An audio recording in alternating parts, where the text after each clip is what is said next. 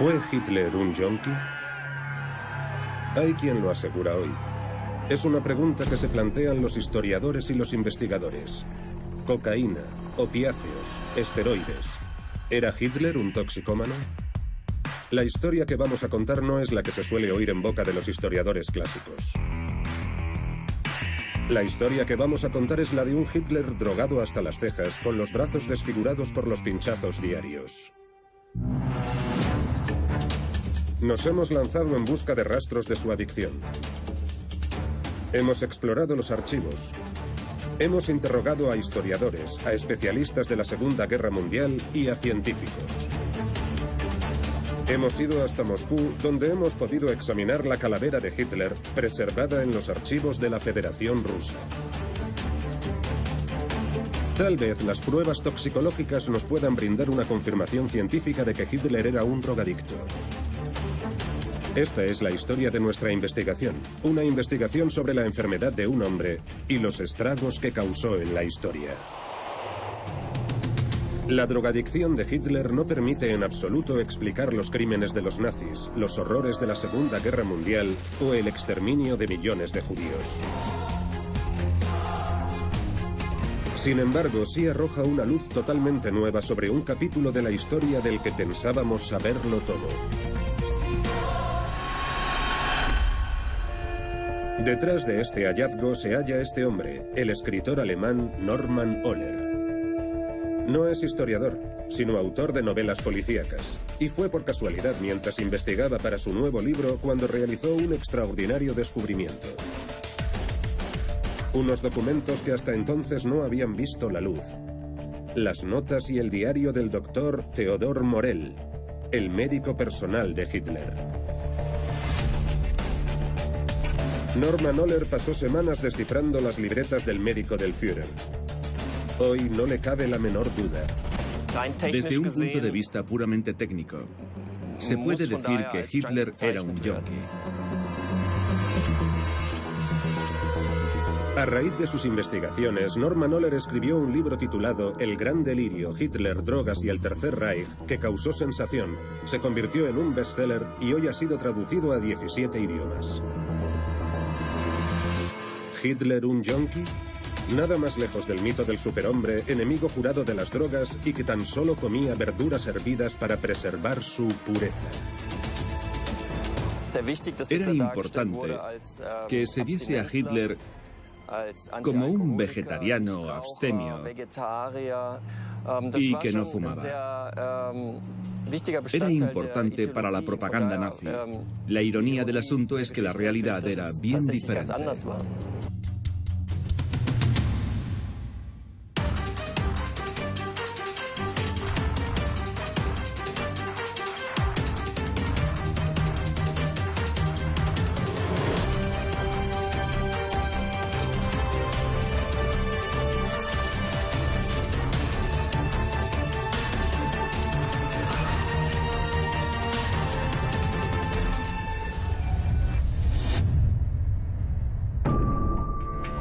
Detrás de la drogadicción del Führer se hallaba el doctor Theodor Morell.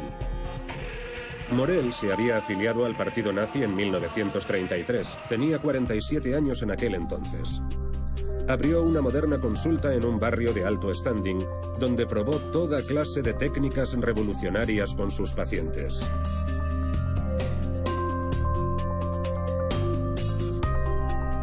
Este médico de moda se erigió en pionero de un nuevo terreno, las vitaminas. En aquel entonces se las veía como un remedio milagroso. Morell las administraba por vía intravenosa. Morell era famoso por curar enfermedades que no existían.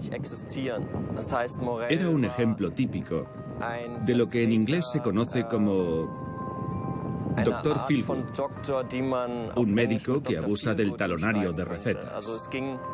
La gente no acudía a su consulta para curarse de problemas serios, sino para sentirse mejor. En aquel entonces todo el Berlín nazi se agolpaba en su consulta. La clientela de la consulta de Morell, en la avenida Kurfürstendamm, en la capital del Reich, eran peces gordos, actores, deportistas, gente de la nobleza y en general ricachones que lo iban a ver para que les pusiese inyecciones de hormonas o de vitaminas para tonificarse. Te prometían que las vitaminas eran una cosa absolutamente milagrosa, que eran comparables con cualquier remedio supuestamente milagroso. Es decir, que si tomabas vitaminas, estarías más sano y fuerte. Más sanos y más fuertes, unos objetivos muy en la línea de la ideología nazi. Y es que aunque en la práctica los nazis se oponían a las drogas, no le hacían ascos a las sustancias farmacéuticas que los pudieran hacer más eficientes. A sus ojos, el consumo de drogas, de narcóticos para superar un problema o mejorar el rendimiento no tenía nada de escandaloso. Al contrario, se les animaba incluso a hacerlo. Su relación con las drogas se centraba más en aliviar el dolor e incluso en potenciar el rendimiento.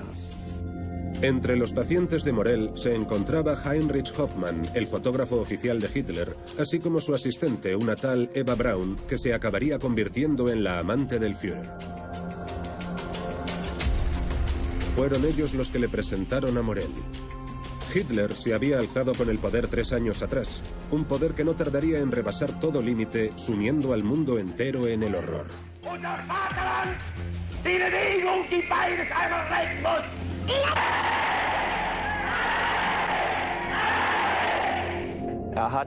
Cuando conoció a Morell en una cena privada en Múnich en 1936, Hitler le confió que sus problemas digestivos le estorbaban en su importante labor de Führer. Por ese motivo, porque supo aliviar sus problemas digestivos, Morell se volvió muy importante para Hitler ya desde un principio. Morell le diagnosticó una irritación de la flora intestinal y le recomendó tomar Mutaflor, una especie de precursor de los antibióticos. Dicho tratamiento alivió las molestias de Hitler. Al mismo tiempo, Morell le ponía inyecciones con una combinación de vitaminas cuya fórmula mantenía en secreto. Unas inyecciones sin las que pronto no podría pasar el Führer. Adolf Hitler entabló una relación muy peculiar con Theodor Morell.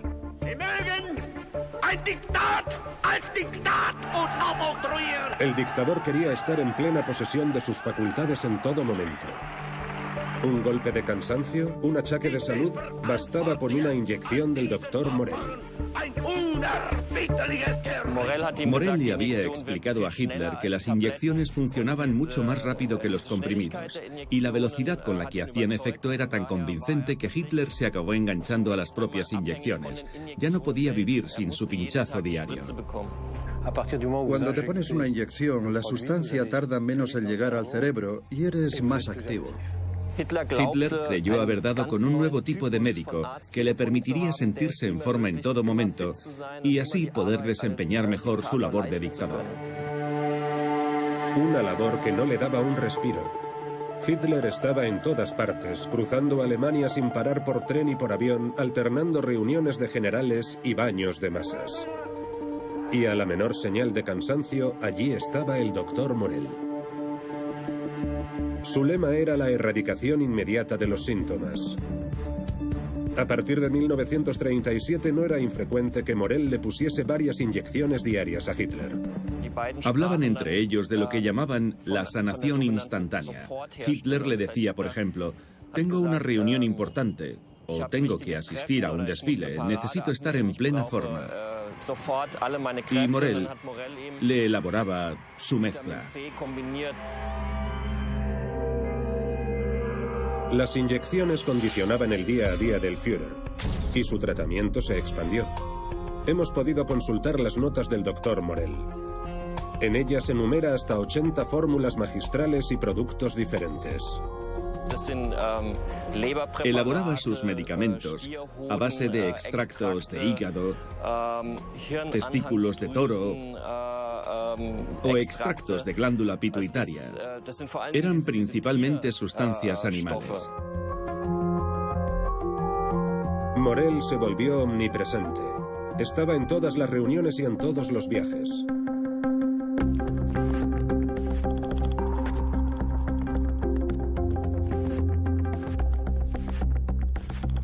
Sin embargo, muchos dentro del círculo interno del Führer lo encontraban repugnante. No tenía nada del ario modélico, era gordo, a menudo iba sucio, y el uniforme de fantasía que diseñara él mismo era ridículo. Morel ha sido descrito como obeso, feo y sin modales en la mesa. La tolerante reacción de Hitler consistía en decir: Morel no está aquí por su olor, sino para hacerme sentir mejor, y funciona.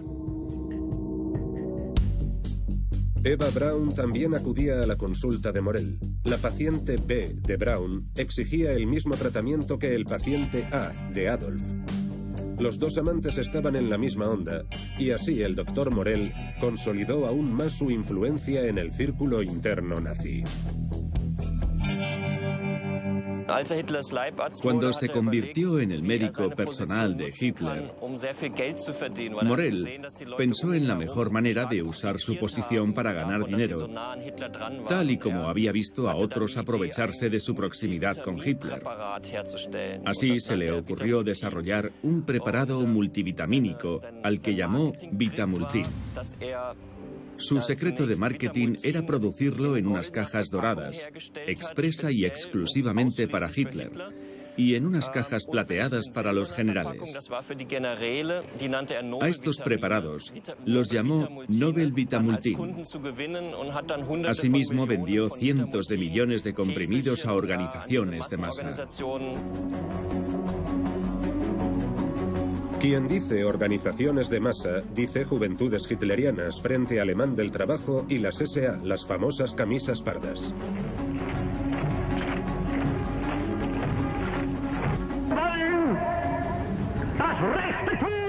El Vitamultin es un producto que contiene psicoestimulantes, o sea, un producto que crea una sensación de bienestar y también te da la impresión de que eres muy fuerte y muy poderoso.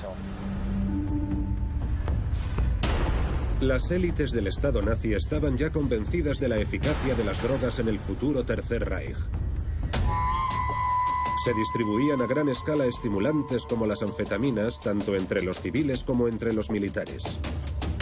Y pronto permitirían a la Wehrmacht alzarse con sus primeras victorias.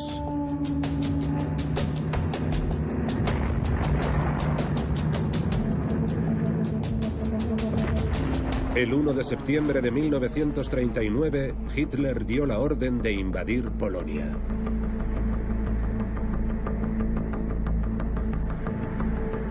El 10 de mayo de 1940 lanzó a sus tropas al asalto de Francia. En todos los frentes, su Blitzkrieg, o guerra relámpago, barría al enemigo. Europa estaba en ruinas. Hitler se sentía invencible. Cuando Hitler gana en Francia, la propaganda dice que ha conquistado Francia. Cuando Hitler gana en Polonia es cuando se granjea su inmenso prestigio. Se le empieza a conocer entonces con el sobrenombre del mayor general de todos los tiempos. Así es como lo describe la propaganda nazi.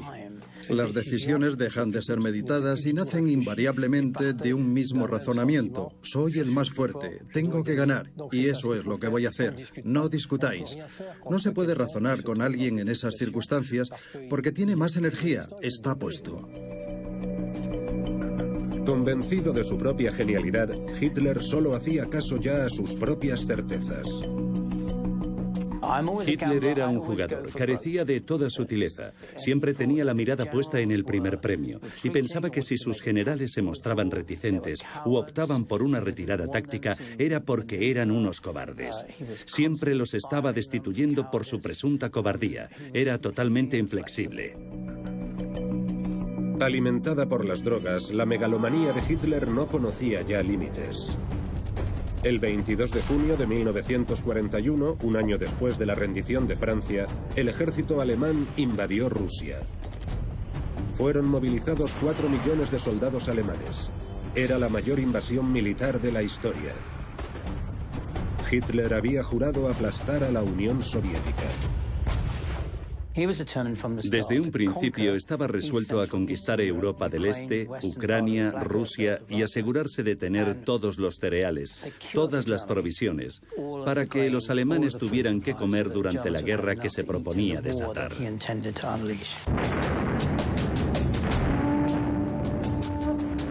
Pero las derrotas militares no tardan en acumularse. Y, como se puede leer en las notas del Dr. Morell, las dosis que consumía el Führer también fueron aumentando. Mientras todo le iba bien a Alemania, Hitler estaba en plena forma. Pero en cuanto se produjo la primera derrota en el frente soviético, Hitler enfermó y le exigió una medicación más fuerte a Morell. Y en otoño de 1941, Hitler recibió sus primeros opiáceos.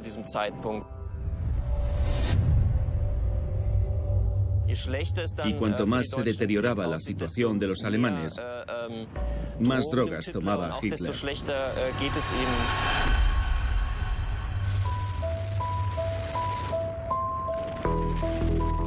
La Wehrmacht estaba paralizada en el frente ruso. Por primera vez hubo quien contempló la posibilidad de la derrota. Pero el Führer, en su euforia inducida por las drogas, tan solo tenía una idea fija: la resistencia fanática.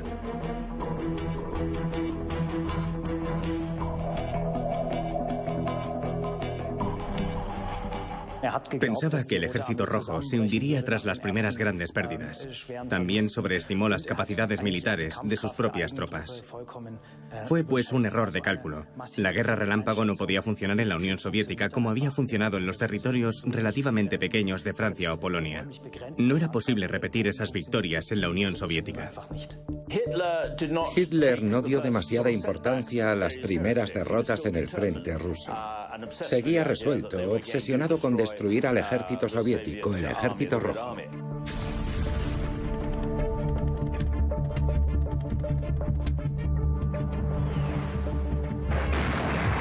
En Rusia, la estrategia de la guerra relámpago fue un fracaso. Los alemanes no podían librar una lucha a largo plazo contra los rusos, superiores en número y en armas. Cegado por los narcóticos, Hitler hizo oídos sordos a todos estos argumentos. Las derrotas se iban multiplicando, los pinchazos también. Hitler empezó a consumir cada vez más narcóticos para mantenerse al margen de la realidad, en un estado en el que estaba convencido de que el supersoldado alemán tenía que aplastar al infrahombre eslavo, costase lo que costase. No cabe duda de que las drogas fueron responsables en parte del hecho de que Hitler tuviera una visión tan radicalmente errada de las cosas.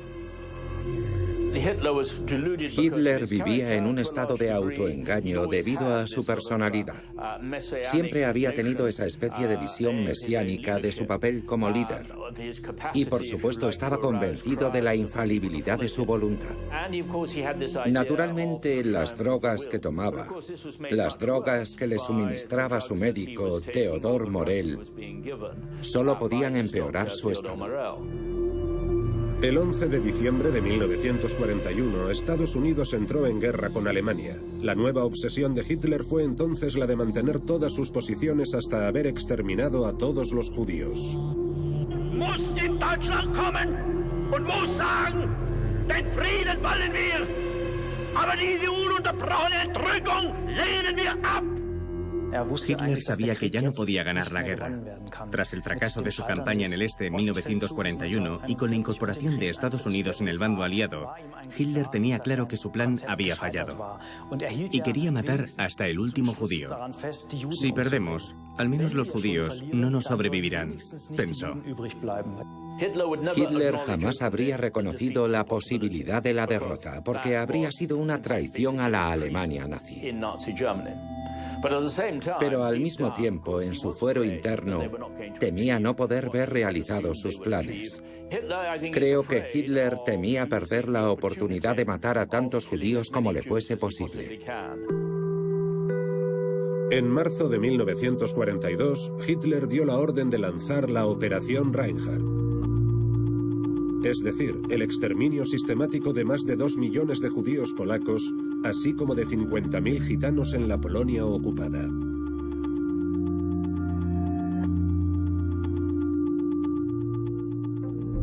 La guerra estaba haciendo mella en la salud de Hitler. Tenía que aguantar todos los desplazamientos, los largos periodos de vigilia, el estrés. Se desmoronó en un par de ocasiones y a su peculiar manera se lo explicó así a sus oficiales. Ha sido culpa vuestra. El consumo intensivo de drogas devino en adicción. Hitler ya no se podía permitir perderse una sola inyección.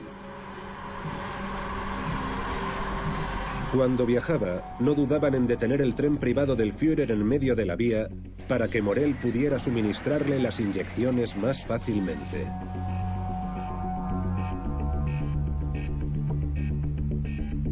Aislado en su mundo de drogadicto, Hitler había dejado de comer junto a sus generales.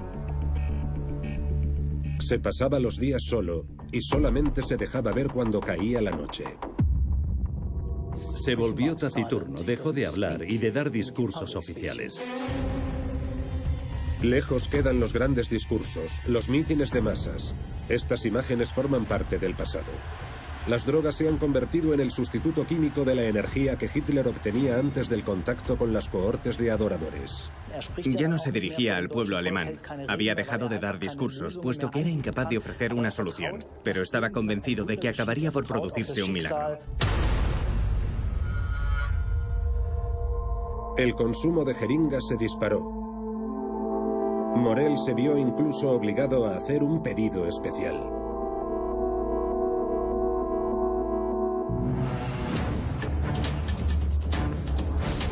Mientras tanto, en Rusia, el cerco se estrechaba en torno al ejército alemán.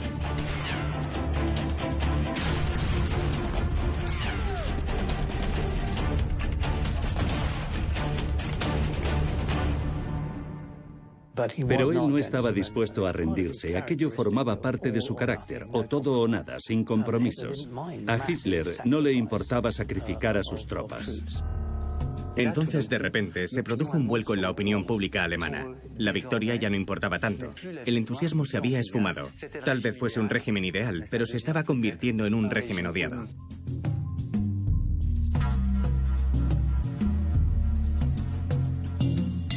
Hitler exigía cada vez fármacos más potentes y Morell tenía que aceptar el reto.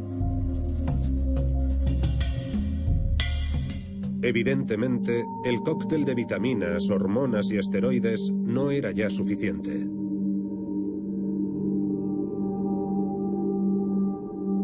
Hemos consultado el historial del paciente A.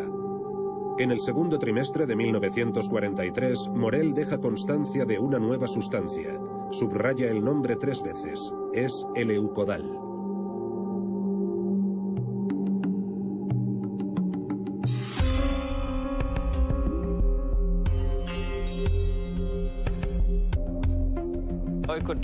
El Leukodal se parecía a la heroína. Contrariamente a la heroína, tenía un fuerte poder euforizante, es decir, que tienes un subidón y te sientes más lúcido. Y por otra parte, dejas de sentir el dolor. Te sientes sencillamente invencible. Es la droga ideal. Te sientes poderoso y lúcido. Y crees que tienes razón siempre. Hagas lo que hagas y digas lo que digas. El Leukodal es un medicamento que tiene un efecto importante. Es un opiáceo, es decir, un derivado del opio. Y te vuelves cada vez más dependiente de este tipo de molécula. ¿Con cuánta frecuencia tomó Hitler Leukodal? Hay por lo menos 24 ocasiones documentadas. ¿Pero quedó ahí la cosa? ¿Qué significa la misteriosa X que aparece recurrentemente en los archivos de Morell? ¿Y qué pensar de este apunte omnipresente? Inyección como de costumbre. Inyección como de costumbre no quiere decir nada y tan solo sirve de relleno o para dejar constancia de que le había dado una inyección, pero escondiendo al mismo tiempo el contenido de la jeringa. Lo mismo se puede decir de las X. Norman Ohler no alberga la menor duda. Detrás de cada X, detrás de cada inyección como de costumbre, se esconde el Eukodal, la hiperpoderosa droga que mantiene viva la fe de Hitler.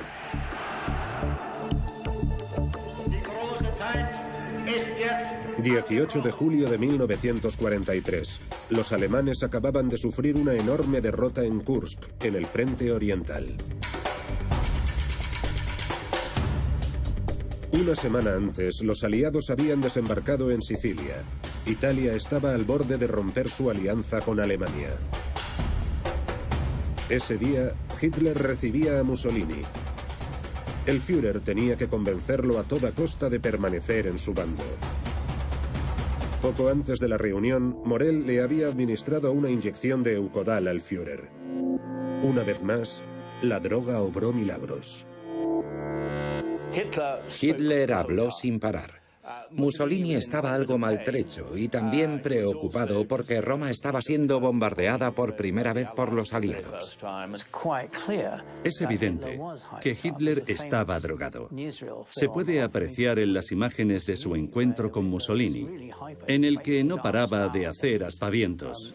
Claramente estaba puestísimo. Mussolini quedó subyugado por Hitler, que se encontraba bajo los efectos de la droga que le había proporcionado Theodor Morell, el Eukodal.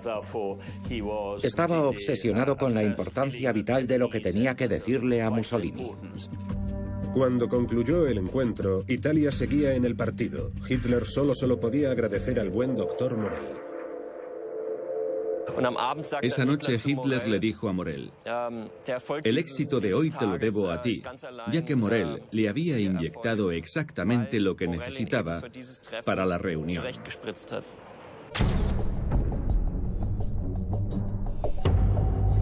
Pero Hitler estaba cada vez más aislado. A medida que se acumulaban las derrotas, el deterioro físico del Führer se iba volviendo cada vez más visible. Por aquel entonces solo tenía 54 años. Hitler se estaba debilitando a ojos vistas. Su tez se tornó gris y amarillenta. Su pelo estaba encaneciendo. Su aspecto general parecía menos aseado y su mente no estaba tan aguzada como antes. Es evidente que estaba estresado. Hay numerosos testimonios de su envejecimiento acelerado. Tan solo tenía 50 y tantos años y ya parecía presentar los síntomas del Parkinson.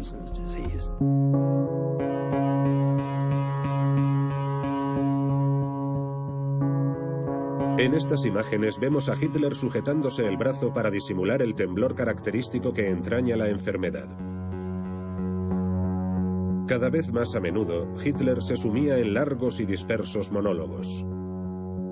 Su círculo más interno lo rehuía para evitar sus diatribas y sus rabietas. Estos cambios de personalidad se achacaban al agotamiento, pero lo cierto es que el uso continuado de narcóticos le había corroído el cerebro. Vemos cómo las dosis de Eukodal iban en aumento.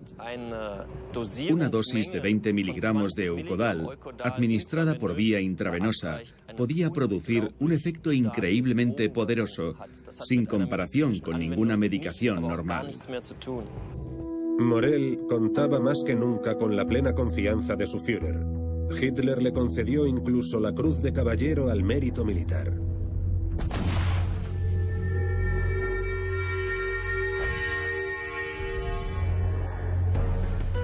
...6 de junio de 1944, el día D. El desembarco de los aliados en Normandía cogió completamente por sorpresa a los alemanes.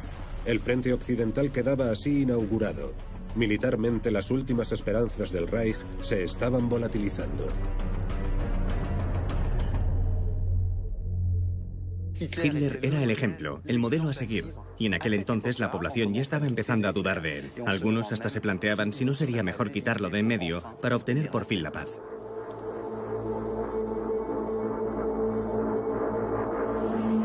Estas ruinas tan impresionantes se conocieron en su día como la guarida del lobo. Este búnker, situado en el nordeste de Polonia, en pleno corazón de un inmenso bosque, se había convertido en el cuartel general principal de Hitler. Protegido por unos muros de cemento reforzado de 2 metros de grosor y rodeado de campos de minas, disponía de su propio aeródromo y de una estación de ferrocarril construida expresamente. Fue aquí, el 20 de julio de 1944, donde Hitler sobrevivió a un intento de asesinato. Ese día, Morell le había administrado a Hitler una de sus inyecciones X. Como de costumbre, apuntó en su diario. Había 24 oficiales reunidos alrededor de una gran mesa. Hitler estaba escudriñando unos mapas militares. La detonación fue sumamente violenta. Hitler estuvo a punto de morir en el intento de asesinato del 20 de julio del 44. Colocado debajo de la mesa, el artefacto explosivo alcanzó las piernas del Führer. También le perforó los tímpanos, pero estaba vivo.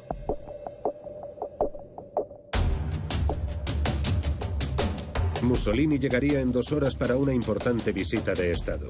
Hitler tenía que reponerse cuanto antes. Tal y como atestiguan los archivos del doctor, por segunda vez ese día, Morell le administró una dosis fresca de la sustancia X.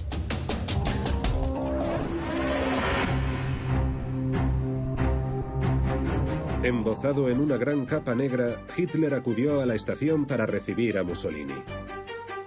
Viendo a un Hitler aparentemente en gran forma, Mussolini, que estaba al tanto del atentado, exclamó: «Esto tiene que ser una señal de la providencia». Los tímpanos reventados de Hitler requerían una intervención urgente, por lo que se hizo venir de un hospital de la región a un otorrinolaringólogo, un tal Erwin Giesing. Acudió para examinar los tímpanos perforados de Hitler y traía una nueva droga en su maletín, la cocaína. Se la aplicó internamente a modo de crema para tratarle la garganta.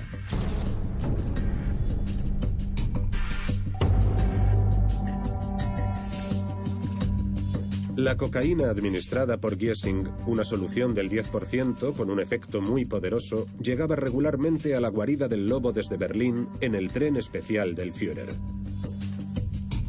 Hitler no tardó en cogerle gusto a la nueva droga.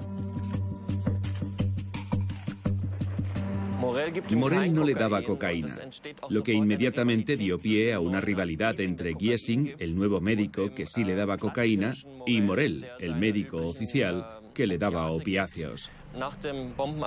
Tras el atentado, ese mismo día, Hitler consumió cocaína y Eukodal, lo que provocó un efecto speedball.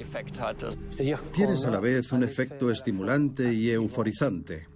Por un lado está el efecto activador del psicoestimulante, o sea, de la metanfetamina y la cocaína, y por otro lado está el efecto euforizante ligado a los opiáceos. Por lo tanto, el efecto obtenido es una sinergia más poderosa aún que los propios psicoestimulantes. Cuando mezclas 2 drogas tan diferentes, como son la cocaína y un opiáceo muy poderoso, obtienes un estado de intoxicación extrema. Bajo el efecto combinado de la cocaína y el Eukodal, la crueldad de Hitler no conocía ningún límite. Fue por aquel entonces cuando Hitler tomó las decisiones más violentas en lo que respecta a la élite militar. Decidió liquidar a sus generales tras una serie de juicios sumarios y hasta difundió las imágenes, las fotos de los ahorcamientos. La represión fue terrible. Fueron ejecutados hasta 600 traidores. Esas ejecuciones eran filmadas y Hitler no dudaba en difundir las imágenes. Tenía que demostrarle a todo el mundo que seguía siendo el jefe. Entre las inyecciones de hormonas y esteroides y la cocaína, pero sobre todo el Eukodal, Hitler apenas llevaba un día sobrio desde el otoño de 1941. El Führer era un drogadicto. La drogodependencia no es en absoluto una situación agradable. Es una situación de sufrimiento, porque el cerebro deja de funcionar normalmente. Las emociones se desatan, se vuelven incontrolables, y la única forma que tiene un drogadicto de encontrar un equilibrio es consumiendo más producto. Hitler se volvió paranoico. A finales de 1944 se mudó a un nuevo refugio de cemento que hizo construir en pleno corazón del perímetro de alta seguridad de la guarida del lobo.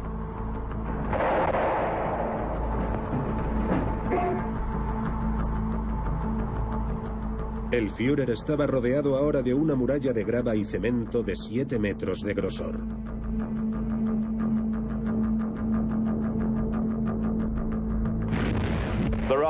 Hitler está rodeado tanto por los muros químicos como por los muros de cemento. Prácticamente vive como un troglodita en su búnker. No ve la luz del día y lleva una vida muy malsana. Se está deteriorando. Y no cabe la menor duda de que las drogas están precipitando ese deterioro. Están haciendo mella en su juicio. Sus capacidades intelectuales están intactas, pero es incuestionable que su juicio está completamente nublado por estas mezclas de drogas. A finales de 1944, los temblores de Hitler se volvieron cada vez más intensos. En cuanto se disipaban los efectos del Leukodal, los temblores regresaban. El estado de salud de Hitler estaba en boca de todos.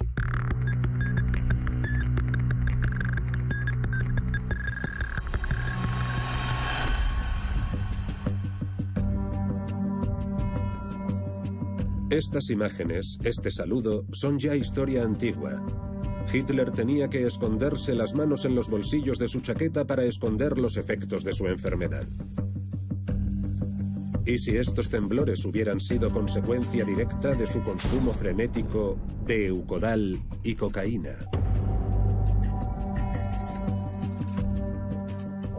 Los temblores se podían achacar al Parkinson o se podía pensar que estaban ligados a los efectos tóxicos de un consumo de drogas ingente, habitual y constante. Las venas del dictador estaban tan estragadas que a Morell le costaba encontrar sitio para pincharlo. Morell le dijo a Hitler que tenía que renunciar a las inyecciones porque ya no le encontraba las venas. Las tenía cubiertas de tejido cicatricial, se le estaban formando pústulas, padecía inflamaciones. Mientras los aliados invadían el Reich, el Leukodal estaba barriendo las dudas de Hitler y cegándolo ante la inevitable derrota. Hitler quería dirigir todas las operaciones desde su escritorio con sus mapas, donde se convertía en un dios que movía sus peones en diferentes direcciones. Bajo la influencia combinada del Leukodal y la cocaína, Hitler seguía esperando que fuera posible frenar la ofensiva de los aliados en el oeste. Y para ello tenía un plan: volver a atacar Francia. Cuando Hitler tomó la decisión de lanzar la ofensiva de las Ardenas en septiembre de 1944, estaba bajo los efectos euforizantes de la cocaína. Hitler estaba drogado cuando tomó esa decisión, que a él le pareció una genialidad.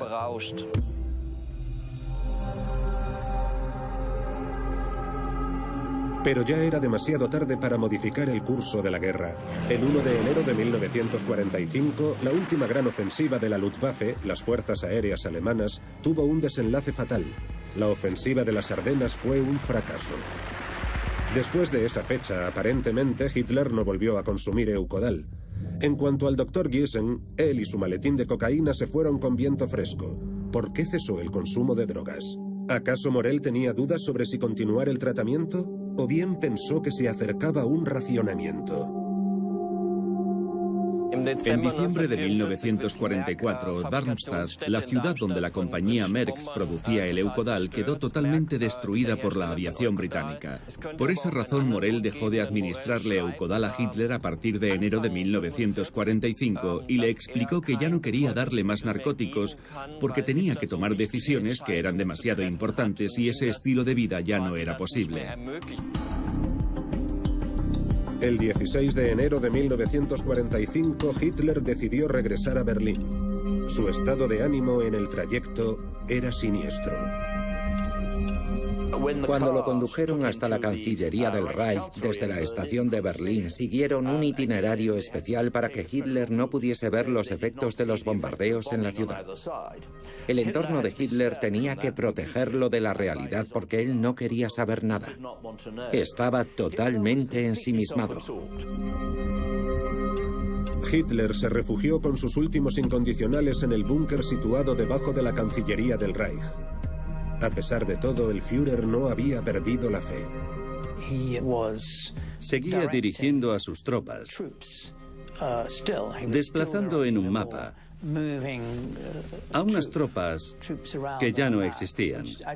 Vivía en un mundo irreal, en el mundo de fantasía de su búnker.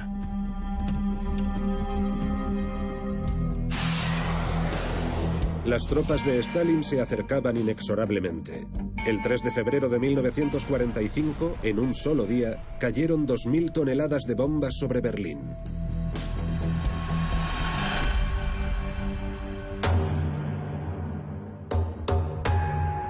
Mientras tanto, en el búnker, las provisiones de drogas tocaban a su fin. Tan solo quedaban ya unas pocas ampollas de un preparado a base de hígado elaborado in situ. A lo largo de estas últimas semanas, Hitler presentaba todos los síntomas del síndrome de abstinencia. Los temblores empeoraron y su estado físico se deterioró aún más. El síndrome de abstinencia, cuando uno se queda sin sus drogas, se caracteriza por una agresividad extrema, una irritación permanente. Toda emoción se vuelve intolerable. En los últimos estertores del Reich, a lo largo de las últimas semanas, Hitler anunció claramente que estaba dispuesto a suicidarse. Es el periodo del declive, de algún modo. Han sufrido tantas pérdidas, han ido tan lejos, están tan quemados, que llega un punto en el que ya solo pueden desmoronarse. Morell anunció entonces a su paciente que ya no le quedaba ni un mísero comprimido de Vitamultin.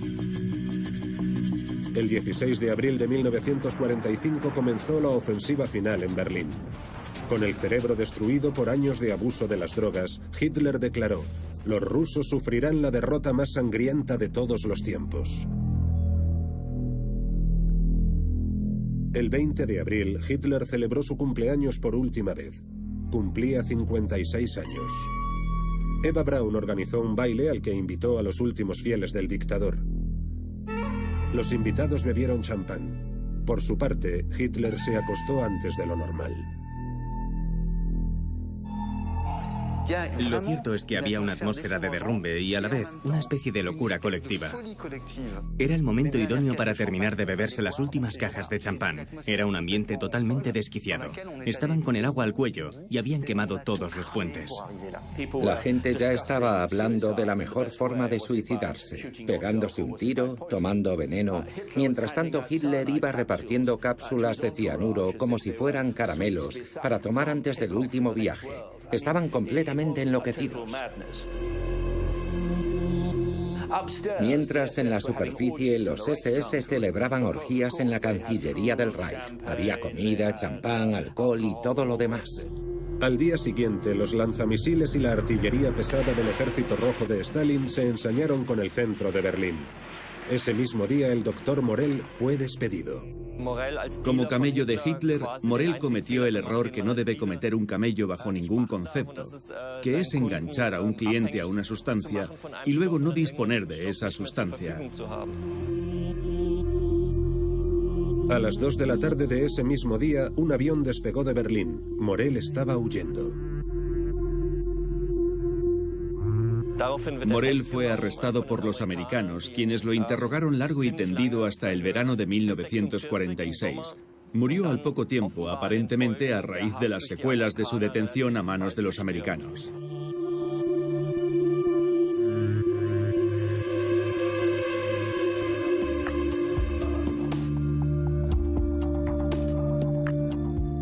El 27 de abril, Hitler repartió cianuro a sus últimos fieles.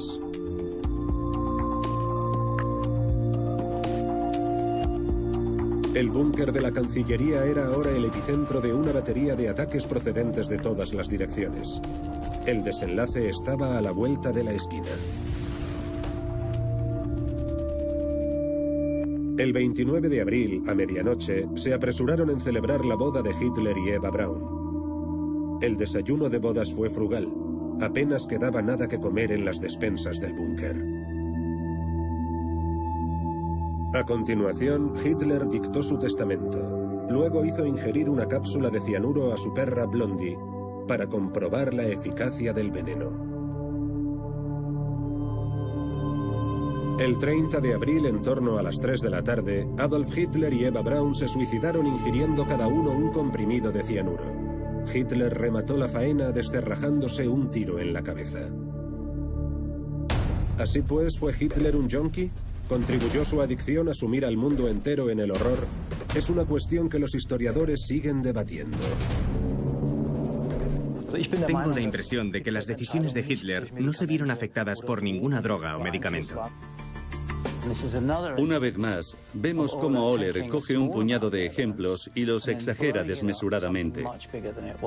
Hitler no actuaba bajo los efectos de las drogas, se dejaba guiar por su personalidad. Y sin embargo, lejos de tratar de buscar circunstancias atenuantes a los crímenes del nazismo, Norman Oller está convencido de que la drogadicción de Hitler puede arrojar una nueva luz sobre lo que ya sabemos de este oscuro periodo. Debido a la monstruosidad de los crímenes que se cometieron, creo que tendemos a desconfiar de todo enfoque no ortodoxo y lo rechazamos de entrada. Por otra parte, hay demasiados historiadores deseosos de proteger su territorio, pero la historia es demasiado importante como para dejar que la monopolicen los historiadores. ¿Era Hitler un yonki? Puede que un día la ciencia sea capaz de sacarnos de dudas. Para averiguarlo, viajamos hasta Moscú.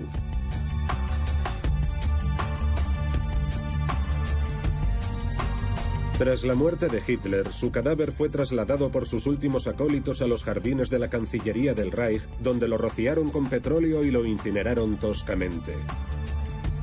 Así lo había solicitado Hitler en su testamento.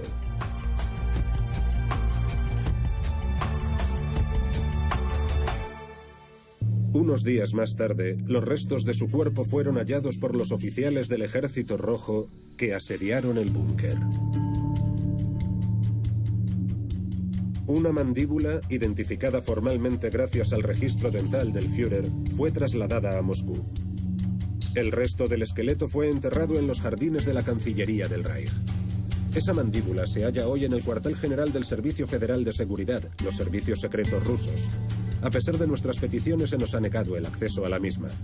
Sin embargo, en Moscú, en los archivos nacionales de la Federación Rusa, hay una calavera preservada que podría haber sido la de Adolf Hitler. ¿Será esta la prueba incontrovertible de su posible drogadicción? En 1946, un año después del fin de la guerra, estando ya enterrado el cuerpo de Hitler, una comisión viajó a Berlín para llevar a cabo una serie de exhumaciones en los jardines de la Cancillería del Reich. Ahí fue donde descubrieron parte del que podría haber sido el cráneo de Hitler. Es muy probable que se trate de la calavera de Hitler, pero nadie lo puede confirmar al 100%. Y es que los resultados de un hipotético examen de ADN nunca han salido a la luz.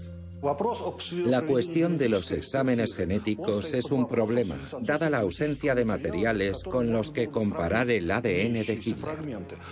Sencillamente, dichos materiales no existen. Hitler no tiene parientes que estén dispuestos a someterse a un examen genético. En cuanto a la posibilidad de llevar a cabo pruebas toxicológicas que nos permitieran hallar rastros de drogas en los restos de Hitler, es algo que no está precisamente sobre la mesa. La misión de los archivos nacionales o del Servicio Federal de Seguridad es la preservación de todo material, documento, fragmento, pero en ningún caso es la de llevar a cabo pruebas biológicas. Esto no forma parte de la misión de los archivos. Aunque los historiadores actuales se resisten a aceptar estas conclusiones, la investigación de Norman Ohler nos ha permitido desvelar algunos aspectos de la personalidad del Führer que hasta ahora no tenían explicación, así como la incoherencia de algunas de sus decisiones. Las pruebas científicas de la drogadicción de Hitler tendrán que aguardar la buena voluntad de las autoridades rusas.